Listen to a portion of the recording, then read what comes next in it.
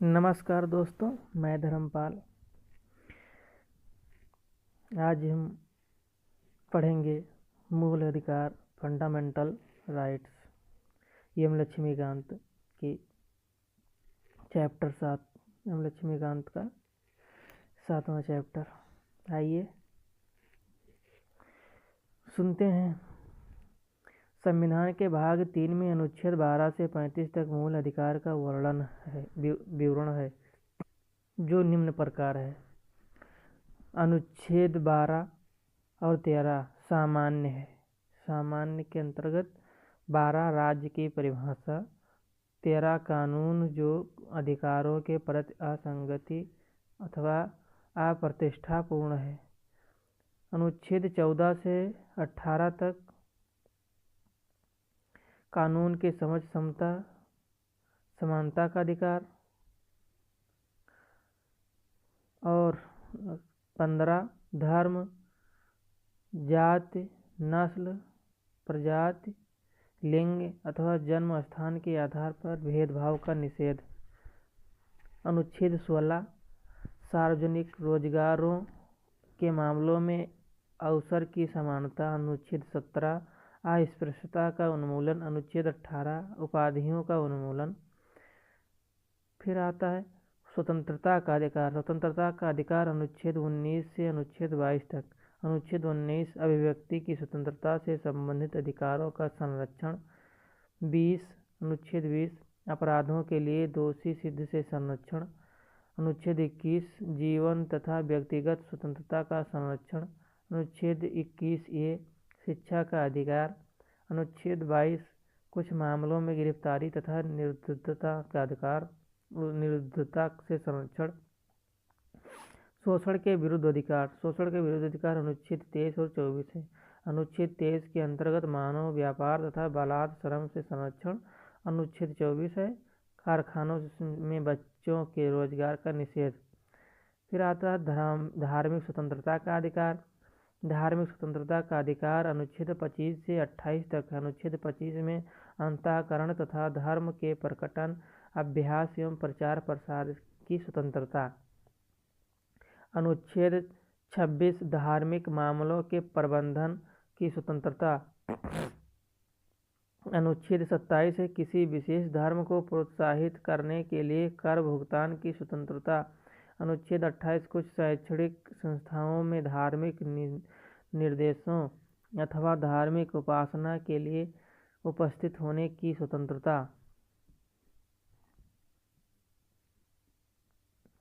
अनुच्छेद 28 है कुछ शैक्षणिक संस्थाओं में धार्मिक निर्देशों अथवा धार्मिक उपासना के लिए उपस्थिति होने की स्वतंत्रता।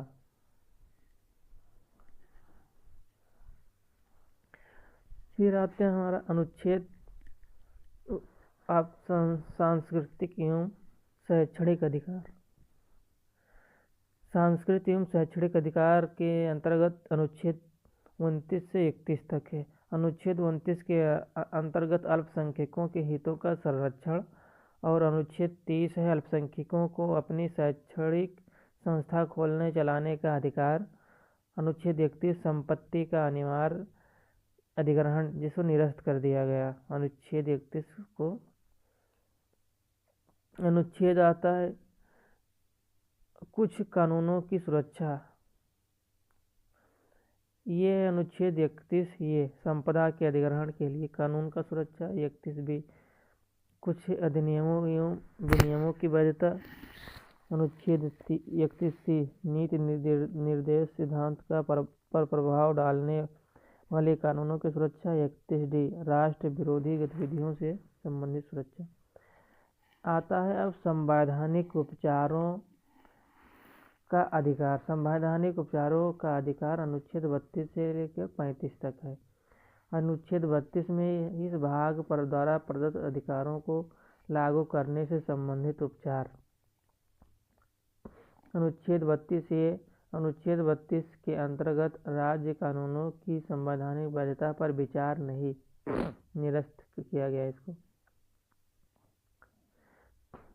अनुच्छेद 33 इस भाग द्वारा प्रदान किए गए अधिकारों को संशोधित करने की संसद की शक्ति। अनुच्छेद 34 इस भाग द्वारा प्रदत्त उन स्थितियों में रोक जबकि किसी स्थान पर सैन्य शासन लगा हो। अनुच्छेद 35 इस भंग के प्रावधानों को प्रभावी बनाने संबंधी विधान। तो इस प्रकार से हमने देखा अनुच्छेद के आधार पर 12 से 35 तक मूल अधिकार जो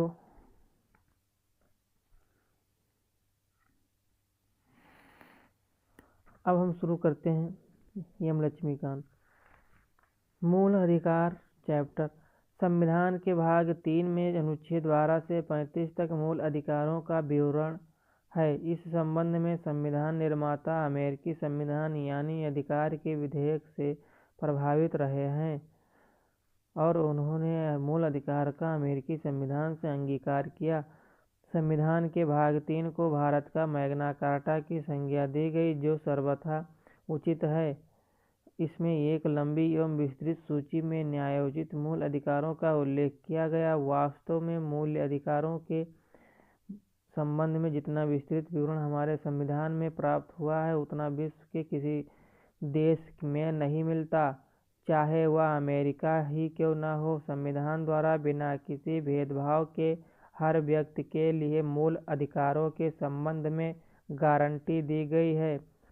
इनमें प्रत्येक व्यक्ति के लिए समानता, सम्मान, राष्ट्रहित और राष्ट्रीय एकता को समाहित किया गया है। मूल अधिकारों का तात्पर्य राजनीतिक लोकतंत्र के आदर्शों की उन्नति से है। ये अधिकार देश में व्यवस्था बनाए रखने एवं राज्य के कठोर नियमों के खिलाफ नागरिकों की आज़ादी की सुरक्षा करते हैं। ये विधानमंडल के कानून के क्रियान्वयन पर तानाशाही को मर्यादित करते हैं। संक्षेप में इनके प्रावधानों का उद्देश्य कानून की सरकार बनाना है, न कि व्यक्तियों की। मूल अधिकारों को यह नाम दिया गया है क्योंकि इन्हें संविधान द्वारा गारंटी एवं सुरक्षा प्रदान की गई है जो राष्ट्र कानून का मूल सिद्धांत है। ये मूल इसलिए भी हैं क्योंकि ये व्यक्ति के चहुमुखी विकास जैसे भौतिक, बौद्धिक, नैतिक एवं आध्यात्मिक के लिए आवश्यक हैं। मूल रूप से संविधान ने 7 मूल अधिकार प्रदान किए थे, किंतु जैसे प्रथम समता का अधिकार अनुच्छेद 14 से 18, स्वतंत्रता का अधिकार अनुच्छेद 19 से 22, शोषण के विरुद्ध का अधिकार अनुच्छेद 23 से 24, धर्म की स्वतंत्रता का अधिकार अनुच्छेद 25 से 28, संस्कृति और शिक्षा संबंधी अधिकार अनुच्छेद 29 से 30, संपत्ति का अधिकार अनुच्छेद 31, संवैधानिक उपचारों का अधिकार अनुच्छेद 32, मूल अधिकार 6 संपत्ति का अधिकार जो अनुच्छेद 31 में है। हालांकि संपत्ति के अधिकार को 44वें संविधान संशोधन अधिनियम 1978 द्वारा मूल अधिकार की सूची से हटा दिया गया है।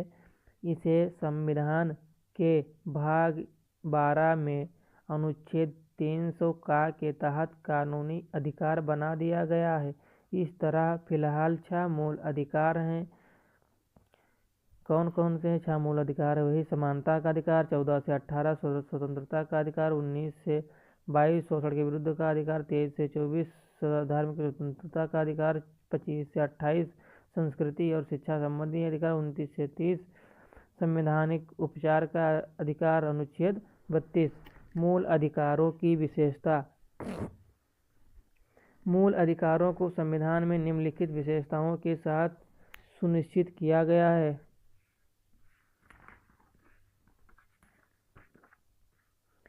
प्रथम, मूल अधिकार की विशेषता यह है कि मूल अधिकार में कुछ सिर्फ नागरिकों के लिए उपबंध हैं, जबकि कुछ अन्य सभी व्यक्तियों के लिए उपबंध हैं, चाहे वे नागरिक हैं या फिर विदेशी लोगों या फिर कानूनी व्यक्ति जैसे परिषद एवं कंपनियां हों। मूल अधिकार असीमित नहीं है लेकिन वादा योग्य होते हैं। राज्य उन पर युक्त प्रतिबंध लगा सकता है। हालांकि ये कारण उचित हैं या नहीं इसका निर्णय अदालत करती है। इस तरह से व्यक्तिगत अधिकारों एवं पूरे समाज के बीच संतुलन कायम करते हैं। यह संतुलन व्यक्तिगत स्वतंत्रता एवं सामाजिक नियंत्रण के बीच होता है। कुछ मामलों को छोड़कर मूल अधिकार में ज़्यादातर अधिकार राज्य के मनमाने रवैये के खिलाफ है। जैसे राज्य के खिलाफ कोई कार्यवाही या व्यक्ति के खिलाफ कार्रवाई। जब अधिकार राज्य कार्रवाई के खिलाफ हो और किसी व्यक्ति द्वारा उसका उल्लंघन हो रहा हो तो वह संवैधानिक उपाय नहीं बल्कि व्यक्तिगत प्रतिकार हैं।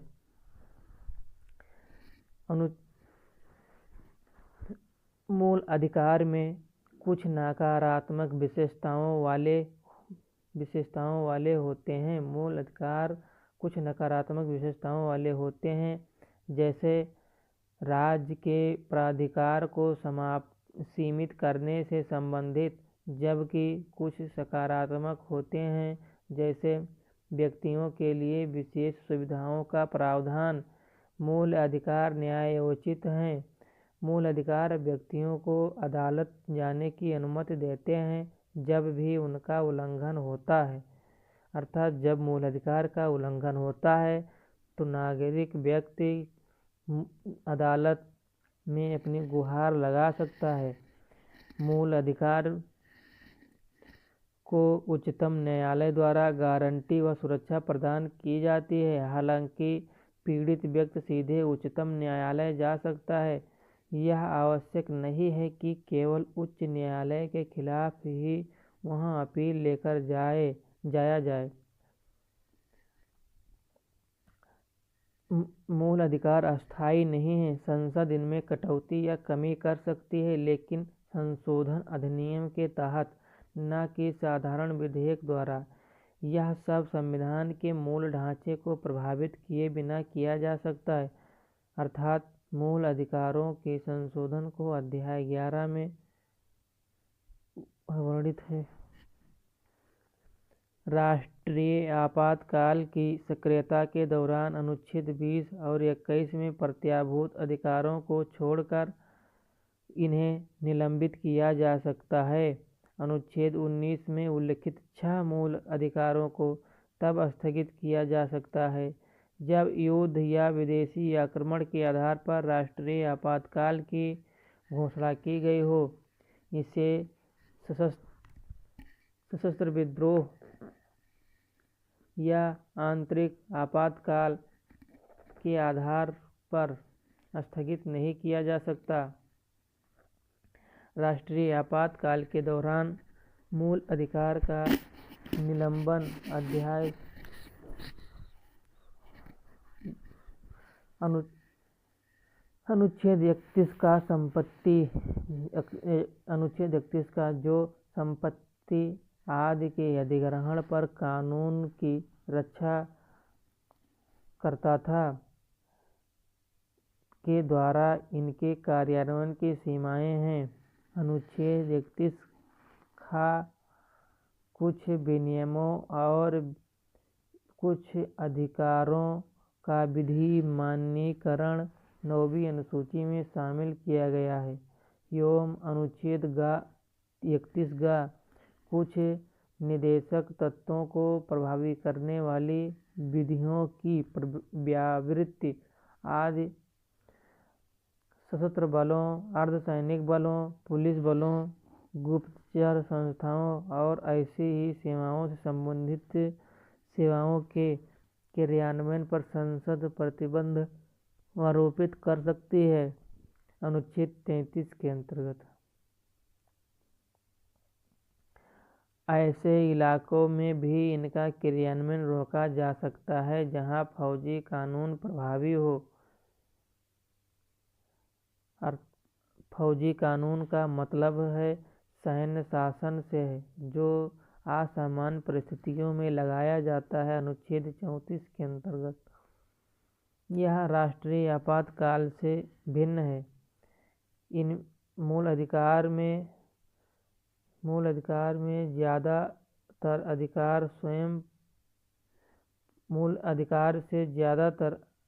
अधिकार स्वयं प्रवर्तित हैं, जबकि कुछ को कानून की मदद से प्रभावी बनाया जाता है। ऐसा कानून देश की एकता के लिए संसद द्वारा बनाया जाता है, न कि विधानमंडल द्वारा, ताकि संपूर्ण देश में एकरूपता बनी रहे। राज्य की परिभाषा। मूल अधिकार से संबंधित अगला हमारा टॉपिक हेडिंग आया है राज्य की परिभाषा। मूल अधिकारों से संबंधित विभिन्न उपबंधों में राज्य शब्द का प्रयोग किया गया है। इस तरह से अनुच्छेद 12 में भाग 3 के उद्देश्य के तहत अनुच्छेद 12 के उद्देश्य के तहत परिभाषित किया गया है। इसके अनुसार राज्य में निम्नलिखित शामिल हैं। राज्य कार्यकारी एवं विधायी अंगों को संघीय सरकार में क्रियान्वित करने वाली सरकार और भारत की संसद व राज्य सरकार के विधायी अंगों को प्रभावी करने वाली सरकार और राज्य विधानमंडल सभी स्थानीय निकाय अर्थात नगर पालिकाएं, पंचायत, जिला बोर्ड, सुधार न्यास आदि। अन्य सभी निकाय अर्थात वैधानिक या गैर संवैधानिक प्राधिकरण जैसे LIC, ONGC, सेल आदि। इस तरह राज्य को विस्तृत रूप से परिभाषित किया गया है। इसमें शामिल इकाइयों के कार्यों को अदालत में तब चुनौती दी जा सकती है जब मूल अधिकारों का हनन हो रहा हो। उच्चतम न्यायालय के अनुसार किसी भी उस निजी इकाई या एजेंसी को जो बतौर राज्य की संस्था काम कर रही हो, वह अनुच्छेद 12 के तहत राज्य के अर्थ में आती है। मूल अधिकारों से असंगत विधियां अर्थात मूल अधिकार से कौन से कानून असंगति हैं। अनुच्छेद 13 में घोषित करता है कि मूल अधिकारों से असंगत या उनका अल्पीकरण करने वाली विधियां शून्य होंगी। दूसरे शब्दों में, ये न्यायिक समीक्षा योग्य हैं। यह शक्ति उच्चतम न्यायालय अनुच्छेद 32 के अंतर्गत और उच्च न्यायालय अनुच्छेद 266 को प्राप्त है, जो किसी विधि को मूल अधिकारों का उल्लंघन होने के आधार पर गैर संवैधानिक या अवैध घोषित कर सकते हैं। अनुच्छेद 13 के अनुसार विधि शब्द को निम्नलिखित में शामिल कर व्यापक रूप दिया गया है। अनुच्छेद 13 के अंतर्गत दिया हुआ है कि अनुच्छेद 13 दोबारा में से देख लेते हैं। मूल अधिकारों से असंगत विधियां। अनुच्छेद 13 कानून जो मूल अधिकारों के प्रति असंगति अथवा अप्रतिष्ठापूर्ण हैं,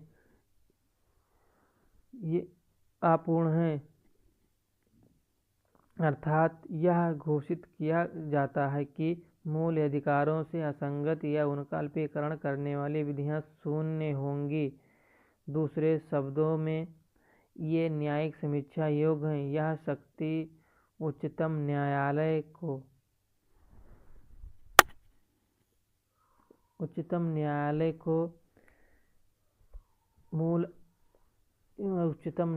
को मूल अधिकार द्वारा प्रदत्त अधिकारों को लागू करने से संबंधित उपचार है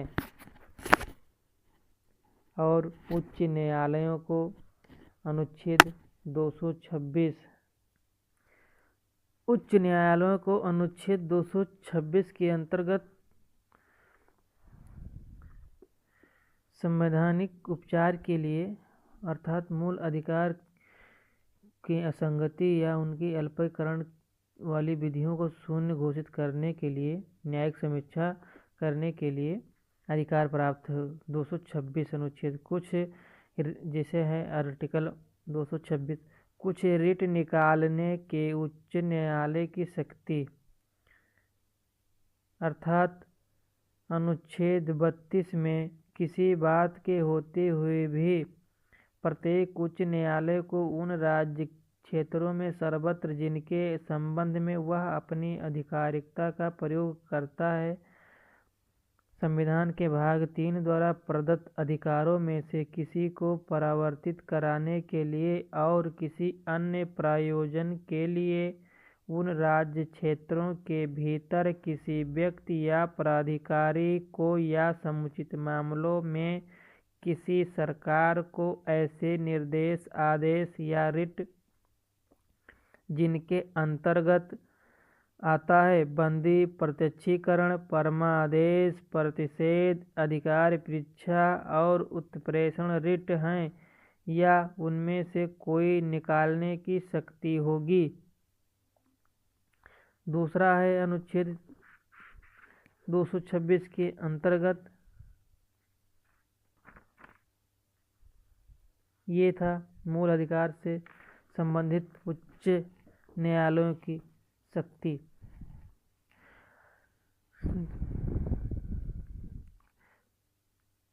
अर्थात उच्च न्यायालयों अनुच्छेद 226 को प्राप्त हैं जो किसी विधि को मूल अधिकारों का उल्लंघन होने के आधार पर गैर संवैधानिक या अवैध घोषित कर सकते हैं। अनुच्छेद 13 के अनुसार अर्थात अनुच्छेद 13 है मूल अधिकारों से असंगत या उनका अल्पीकरण करने वाली विधियां के अनुसार विधि शब्द को निम्नलिखित में शामिल कर व्यापक रूप दिया गया है। अस्थायी विधियां अनुच्छेद 13 मूल अधिकारों से असंगत या उनका अल्पीकरण करने वाली विधियां अर्थात मूल अधिकार को कम करने उनको कम घटाने या निरस्त करने या मूल अधिकार को प्रभावित करने वाली विधि कौन कौन सी हैं इसका पढ़ेंगे। कौन कौन सी विधि हो सकती अस्थायी विधियां संसद या राज्य विधानमंडल द्वारा पारित अस्थायी विधियां जैसे राज्यपालों या राष्ट्रपति द्वारा जारी अध्यादेश प्रत्यायोजित विधान जिसे कार्यपालिका विधान कहते हैं की प्रकृति में संविधान साधन जैसे आदेश अध्यादेश उपविधि नियम विनियम या अधिसूचना विधि के गैर विधायी स्रोत जैसे विधि का बल रखने वाली रूढ़ि या प्रथा ने केवल विधान आदि विधियां ने विधान बल की उपरोक्त में से अर्थात अस्थायी विधियां अस्थायी विधियां प्रत्यायोजित विधान विधि के गैर विधायी स्रोत से किसी को अदालत में मूल अधिकारों के हनन पर चुनौती दी जा सकती है अवैध घोषित किया जा सकता है। मूल अधिकार के अंतर्गत देखते हैं। प्रथम है समता का अधिकार अनुच्छेद 14 से 18 जिसमें सम्मिलित है ये समता का अधिकार ये विधि के समक्ष समता एवं विधियों का समान संरक्षण। अनुच्छेद 14 समता का अधिकार बी धर्म मूल वंश लिंग और जन्म स्थान के आधार पर भेद का प्रतिषेध। अनुच्छेद 15 समता का अधिकार सी लोक नियोजन के विषय में अवसर की समता। अनुच्छेद 16 समता का अधिकार डी अस्पृश्यता का अंत और उनका आचरण निषिद्ध अनुच्छेद 17 समता का अधिकार। ई सेना या विद्या संबंधी सम्मान के सिवाय सभी उपाधियों पर रोक। अनुच्छेद 18 स्वतंत्रता का अधिकार। अब आता है दूसरा मूल अधिकार। 2 स्वतंत्रता का अधिकार। अनुच्छेद 19 से 22 स्वतंत्रता का अधिकार ये 6 अधिकारों की सुरक्षा देता है। यह 6 अधिकार हैं: वाक एवं अभिव्यक्ति, सम्मेलन, संघ, संचरण, निवास, वृत्ति। अनुच्छेद 19 में अर्थात अनुच्छेद 19 के अंतर्गत स्वतंत्रता का अधिकार का ये भाग जिसमें 6 अधिकारों की सुरक्षा प्रदान करता है। स्वतंत्रता में 6 अधिकारों की सुरक्षा है कि ये 6 अधिकार हैं। वाक एवं अभिव्यक्ति, आप किसी वाक अभिव्यक्ति कर सकते हैं। दूसरा है सम्मेलन। तीसरा है संघ। चौथा है संचरण। पांचवा है निवास। छठा है वृत्ति। मूल अधिकार 2 का स्वतंत्रता अधिकार। स्वतंत्रता का अधिकार भी अपराधों के लिए दोष सिद्ध के संबंध में संरक्षण।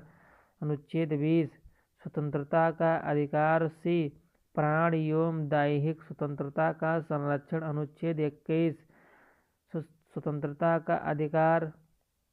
डी प्रारंभिक शिक्षा का अधिकार। अनुच्छेद 21 ए स्वतंत्रता का अधिकार। ई कुछ दशाओं में गिरफ्तारी और निरोध से संरक्षण। अनुच्छेद 22 आता है मूल अधिकार नंबर 3 शोषण के विरुद्ध अधिकार। शोषण के विरुद्ध अधिकार। अनुच्छेद 23 से 24 शोषण के विरुद्ध अधिकार ये बलात् श्रम प्रतिषेध।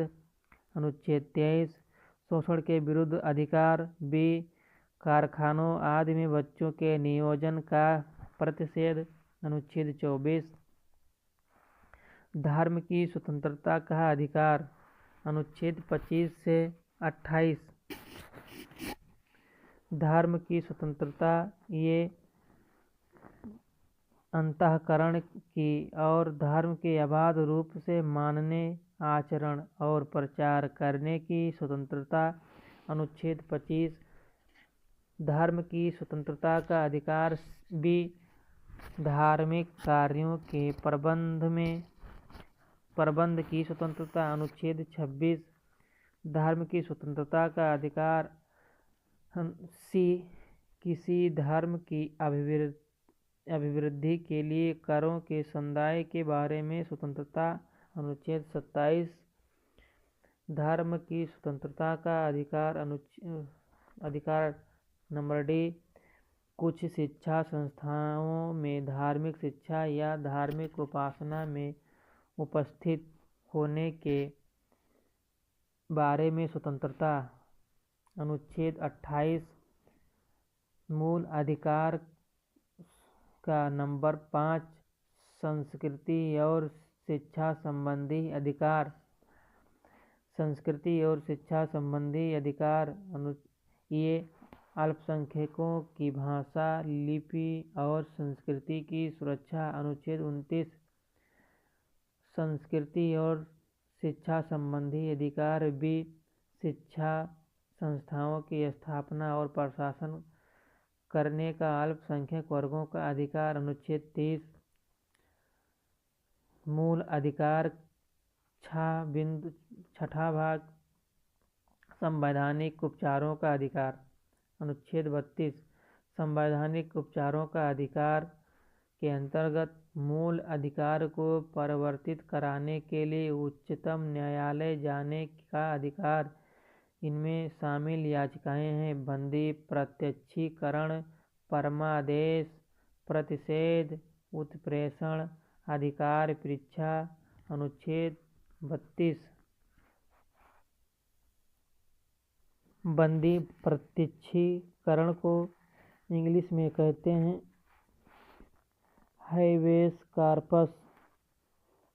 परमादेश को इंग्लिश में कहते हैं मैंडामस। प्रतिषेध को इंग्लिश में कहते हैं प्रोहिबिशन। अधिकार परीक्षा को इंग्लिश में कहते हैं क्योवेरेंटो। और उत्प्रेषण रिट को इंग्लिश में कहते हैं क्रिटियोरेरो क्रिसोरेरी अर्थात CERTIORARI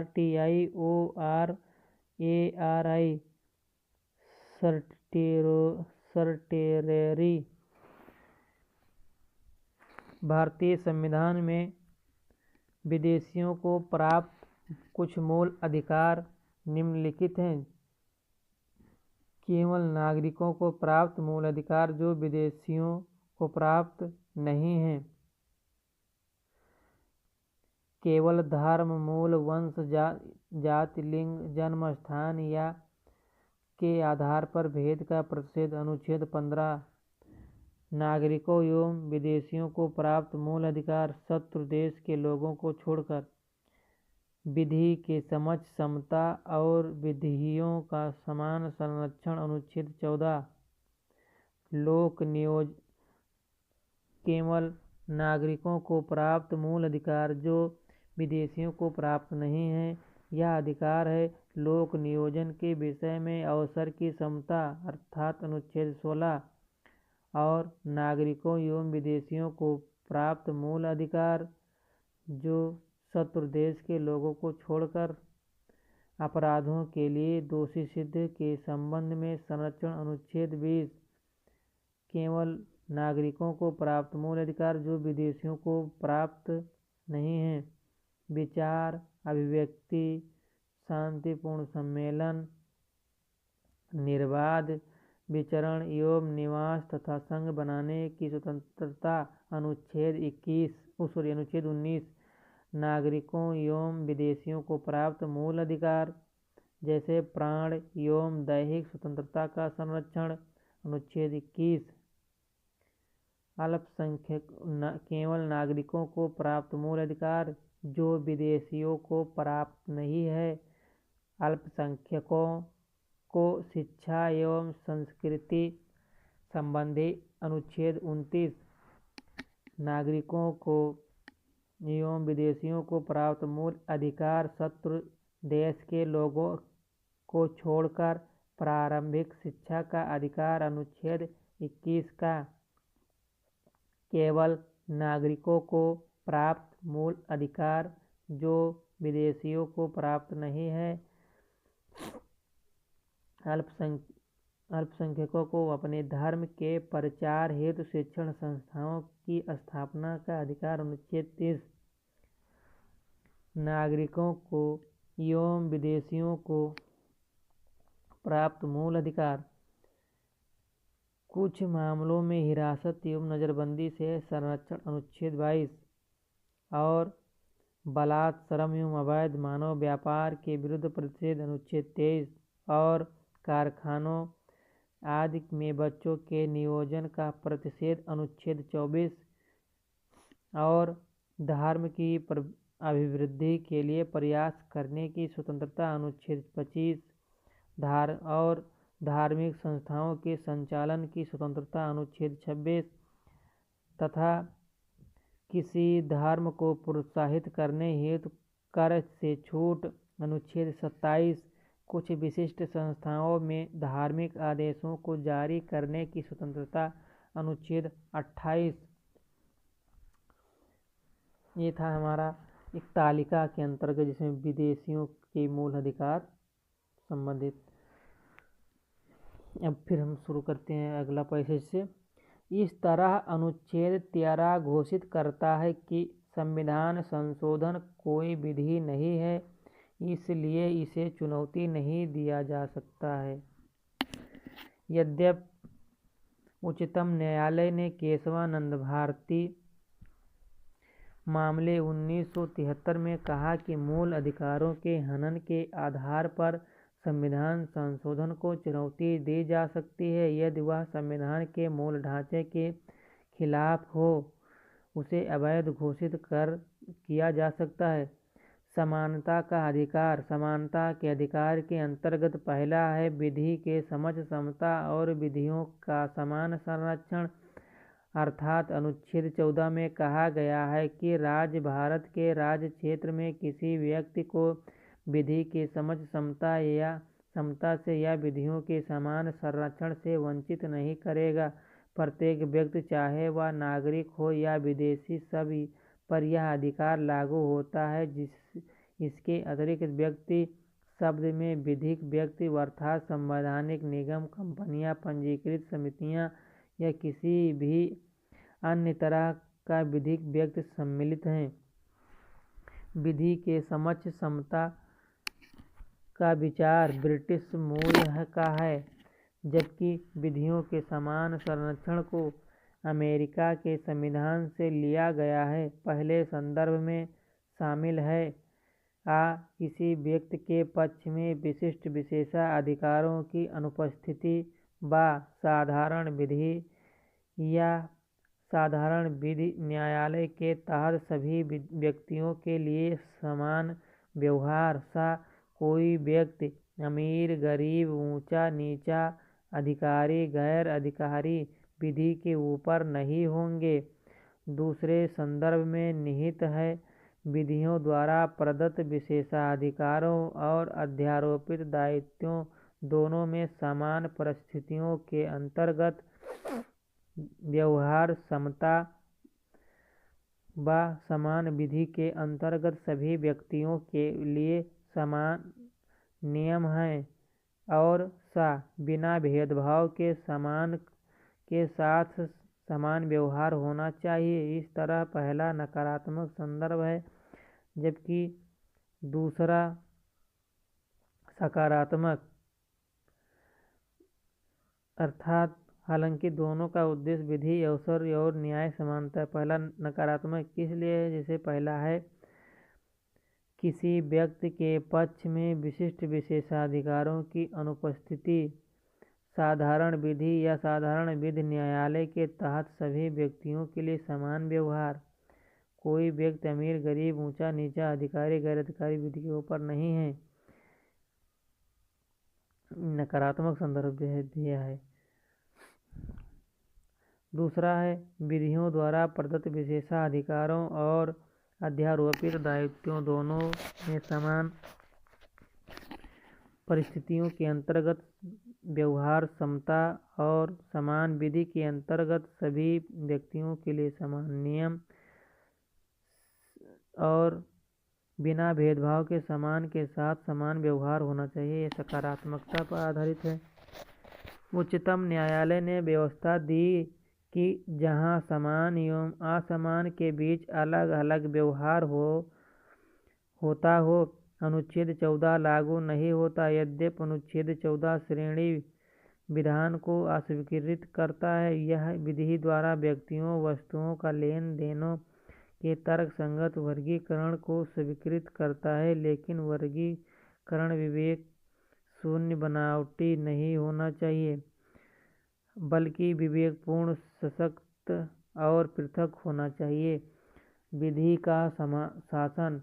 ब्रिटिश न्यायवादी A.V. डायसी। अगला हेडिंग हमारा है विधि के शासन। ब्रिटिश न्यायवादी A.V. डायसी का मानना है कि विधि के समक्ष समता का विचार विधि का शासन के सिद्धांत का मूल तत्व है। इस संबंध में उन्होंने 3 मुख्य अवधारणाएं प्रस्तुत की। प्रथम, A.V. डायसी का प्रथम अवधारणा इच्छाधीन शक्तियों की अनुपस्थिति, अर्थात किसी भी व्यक्ति को विधि के उल्लंघन के सिवाय दंडित नहीं किया जा सकता है। A.V. डायसी का दूसरा सिद्धांत विधि के समक्ष समता अत्यावश्यक है। कोई व्यक्ति अमीर, गरीब, ऊंचा, नीचा, अधिकारी, गैर अधिकारी कानून के ऊपर नहीं है। A.V. डायसी का तीसरा सिद्धांत व्यक्तिगत अधिकारों की प्रमुखता, अर्थात संविधान व्यक्तिगत अधिकारों का परिणाम है, जैसा कि न्यायालयों द्वारा इसे परिभाषित और लागू किया जाता है, न कि संविधान व्यक्ति अधिकारों का स्रोत है।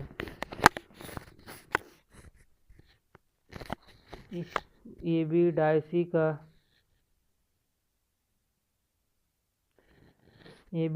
डायसी का पहला इच्छाधीन शक्तियों की अनुपस्थिति अर्थात किसी भी व्यक्ति को विधि के उल्लंघन के सिवाय दंडित नहीं किया जा सकता, यह सिद्धांत और एबी डायसी का दूसरा सिद्धांत जो है विधि के समक्ष समता अत्यावश्यक है। कोई व्यक्ति अमीर गरीब, ऊंचा नीचा, अधिकारी गैर अधिकारी कानून के ऊपर नहीं है। ये दो कारक ही भारतीय व्यवस्था में लागू हो सकते हैं। और एबी डायसी का तीसरा सिद्धांत व्यक्तिगत अधिकारों की प्रमुखता अर्थात संविधान व्यक्तिगत अधिकारों का परिणाम है, जैसा कि न्यायालयों द्वारा इसे परिभाषित और लागू किया जाता है, न कि संविधान व्यक्तिगत अधिकारों का स्रोत। यह तीसरा भारतीय व्यवस्था में लागू नहीं है। भारतीय व्यवस्था में संविधान ही भारत में व्यक्तिगत अधिकार का स्रोत है। सर्वोच्च न्यायालय का मानना है कि अनुच्छेद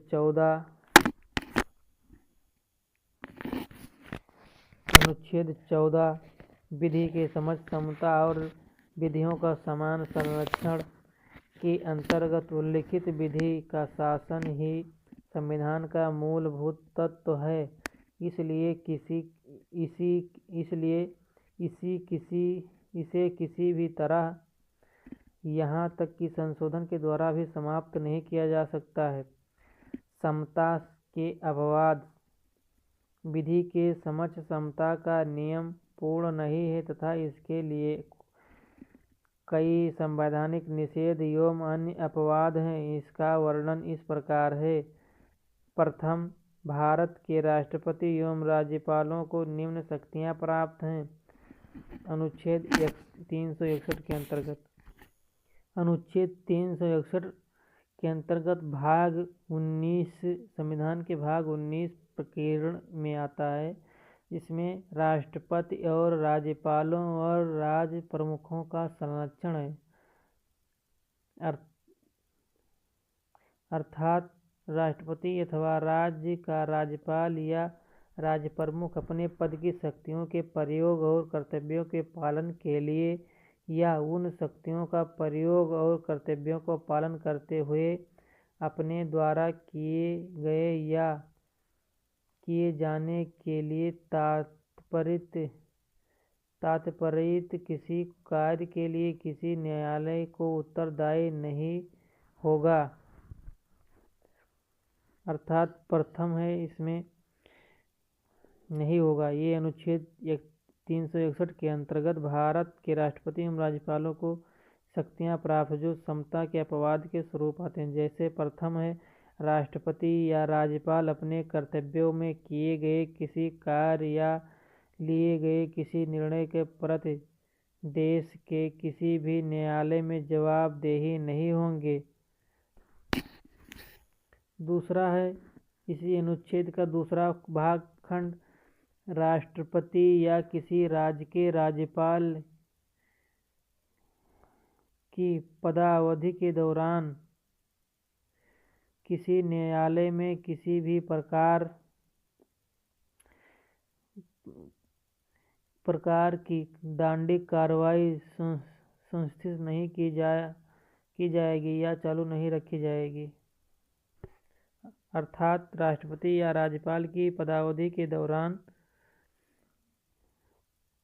राष्ट्रपति या राज्यपाल के विरुद्ध उसकी पदावधि के दौरान किसी न्यायालय में किसी भी प्रकार की दंडिक कार्रवाई प्रारंभ या चालू नहीं रखी जाएगी।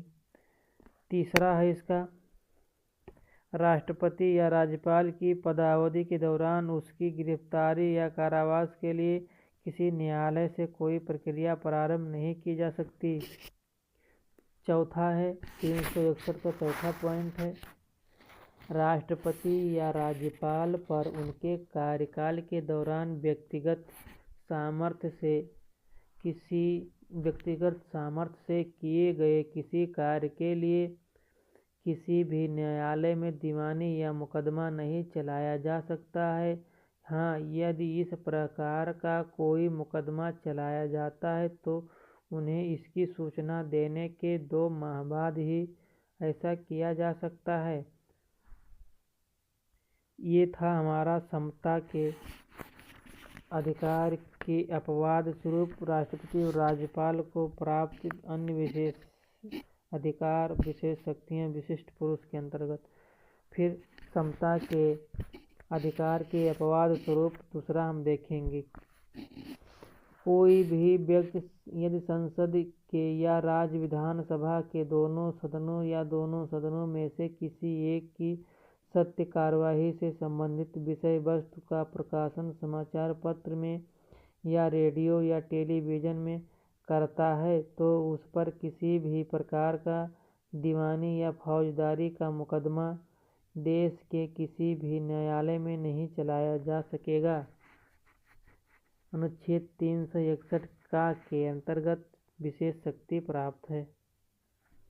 361 का अनुच्छेद के अंतर्गत संसद और राज्यों के विधानमंडलों की कार्यवाहियों के प्रकाशन का संरक्षण, अर्थात कोई व्यक्ति संसद के किसी सदन या यथास्थिति किसी राज्य के विधान सभा या किसी राज्य के विधानमंडल के किसी सदन की किन्हीं कार्यवाहियों का सारता सही विवरण के किसी समाचार पत्र में प्रकाशन के संबंध में किसी न्यायालय में किसी भी प्रकार की सिविल या दंडिक कार्रवाई का तब तक भागी नहीं होगा जब तक यह साबित नहीं कर दिया जाता कि प्रकाशन दोषपूर्वक किया गया है।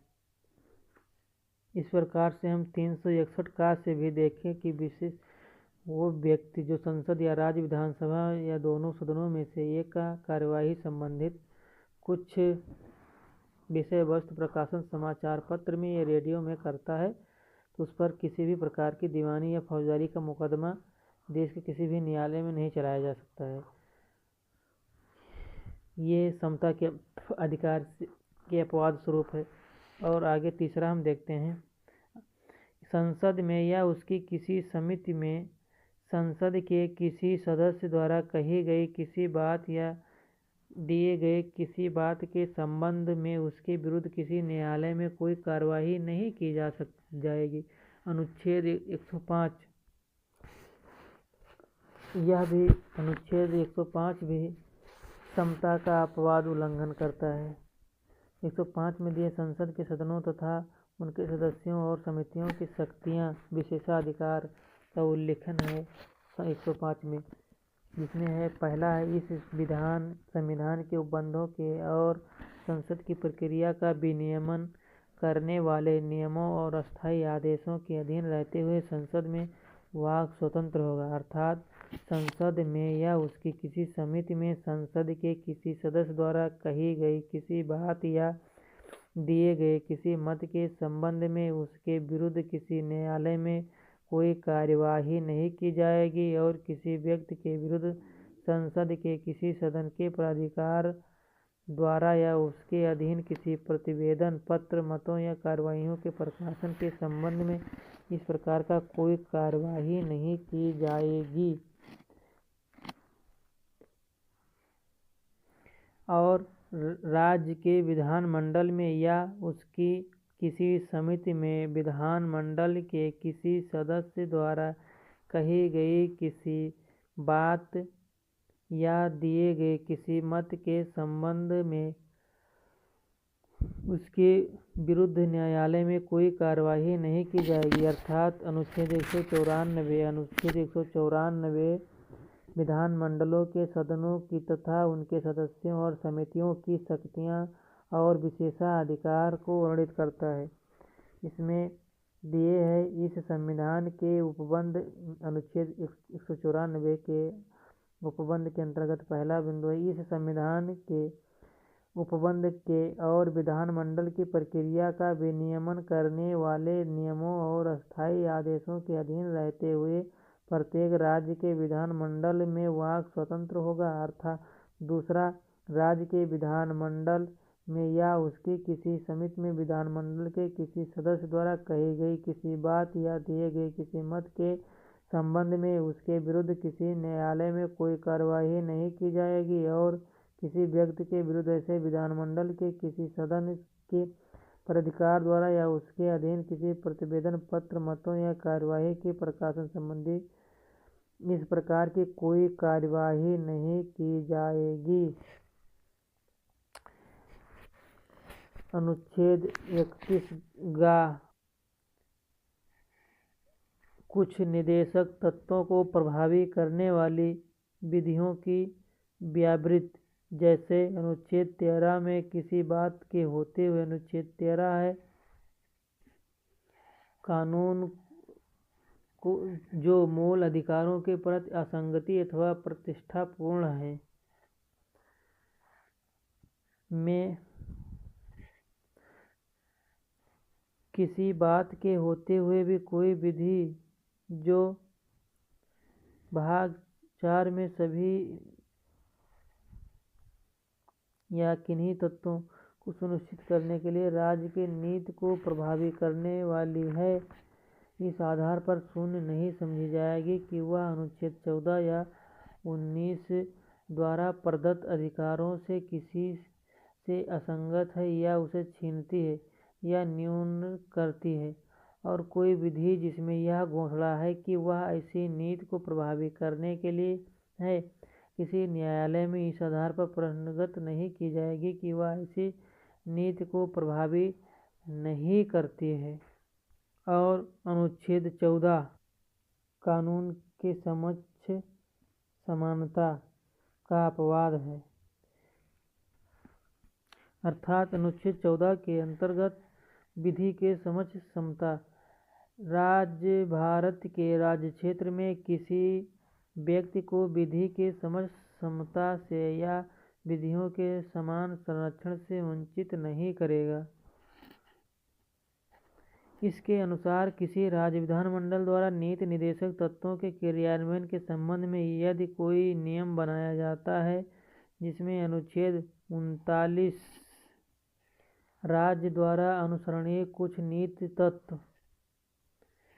की उपधारा खा समुदाय के भौतिक संसाधनों का स्वामित्व और नियंत्रण इस प्रकार बटा हो जिससे सामूहिक हित का सर्वोत्तम रूप से साधन हो, और आर्थिक व्यवस्था इस प्रकार चले जिससे धन और उत्पादन साधनों का सर्वसाधारण के लिए अहितकारी संकेंद्रण न हो का समावेश है, तो उसे आधार पर चुनौती नहीं दी जा सकती है कि वे अनुच्छेद 14 का उल्लंघन करते हैं। इस बारे में सर्वोच्च न्यायालय का कहना है कि जहां अनुच्छेद 31 आता है वहां अनुच्छेद 14 चला जाता है। समता को उल्लंघन करने या समता के अपवाद स्वरूप बिंदु 6 विदेशी संप्रभु शासक राजदूत एवं कूटनीतिक व्यक्ति दीवानी एवं फौजदारी मुकदमों से मुक्त होंगे,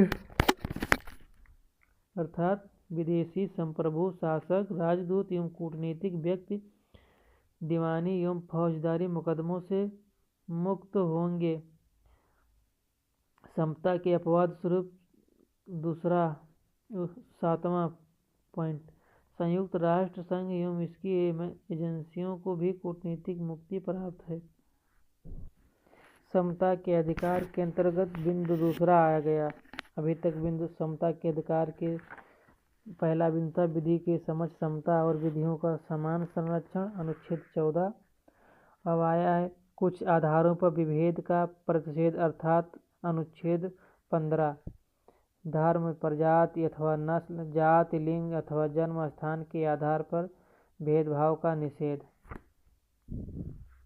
अनुच्छेद 15 में यह व्यवस्था दी गई है कि किसी राज्य किसी नागरिक के प्रति केवल धर्म, मूल, वंश, जाति, लिंग या जन्म स्थान के आधार पर भेद नहीं करेगा। इसमें 2 कठोर शब्दों की व्यवस्था है। प्रथम, विभेद, दूसरा केवल। विभेद का अभिप्राय किसी के विरुद्ध विपरीत मामला या अन्य के प्रति उसके पक्ष में न रहना। केवल शब्द का अभिप्राय है कि अन्य आधारों पर मतभेद किया जा सकता है। अनुच्छेद 15 की दूसरी व्यवस्था में कहा गया है कि कोई नागरिक केवल धर्म, मूल, वंश, जाति, लिंग, जन्म स्थान या उनमें से किसी के आधार पर, जैसे दुकानों, सार्वजनिक भोजनालयों, होटलों और सार्वजनिक मनोरंजन के स्थानों में प्रवेश या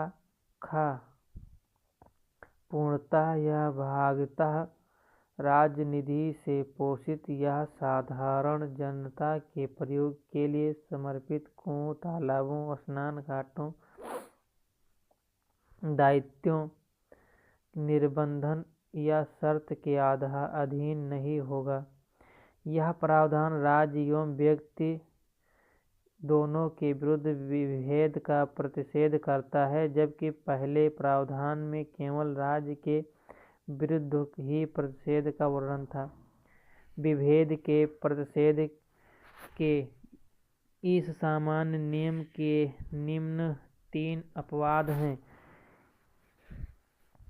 अब इसके विभेद मतलब धर्म एवं जात, नस्ल, मूल, लिंग के आधार पर और जन्म स्थान के आधार पर विभेद से प्रतिषेध के अंतर्गत इससे 3 अपवाद आते हैं।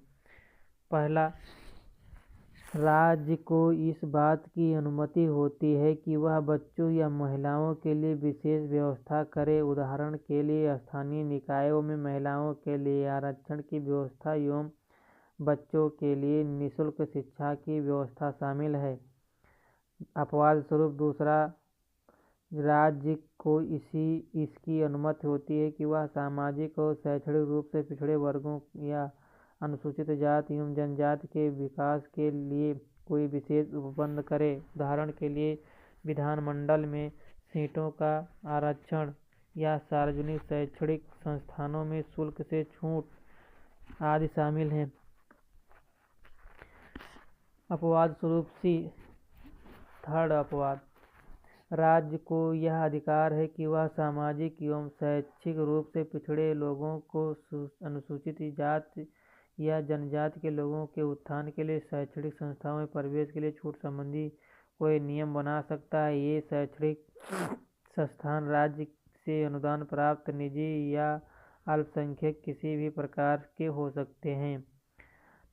अंतिम प्रावधान को संविधान के 93 संशोधन अधिनियम 2005 द्वारा शामिल किया गया। अंतिम प्रावधान क्या? राज्य को यह अधिकार है कि वह सामाजिक एवं शैक्षिक रूप से पिछड़े लोगों या अनुसूचित जाति या जनजाति के लोगों के उत्थान के लिए शैक्षणिक संस्थाओं में प्रवेश के लिए छूट संबंधी कोई नियम या बना सकता है। ये शैक्षणिक संस्थान राज्य से अनुदान प्राप्त या निजी या अल्पसंख्यक किसी भी प्रकार के हों, इसको संविधान के 93 संशोधन अधिनियम 2005 द्वारा शामिल किया गया। इस प्रावधान के क्रियान्वयन के लिए केंद्र सरकार ने केंद्रीय शैक्षणिक संस्थान में प्रवेश में आरक्षण अधिनियम 2006 पारित किया।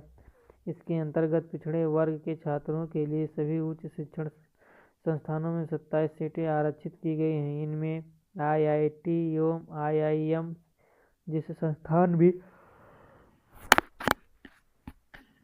शामिल हैं। अप्रैल 2008 में उच्चतम न्यायालय ने दोनों अधिनियमों की वैधता पर मुहर लगा दी है, लेकिन न्यायालय ने केंद्र सरकार को यह आदेश दिया है कि वह इसमें क्रीमी लेयर के सिद्धांत का पालन करें। अब यहाँ नया शब्द आया क्रीमी लेयर। क्रीमी लेयर के अंतर्गत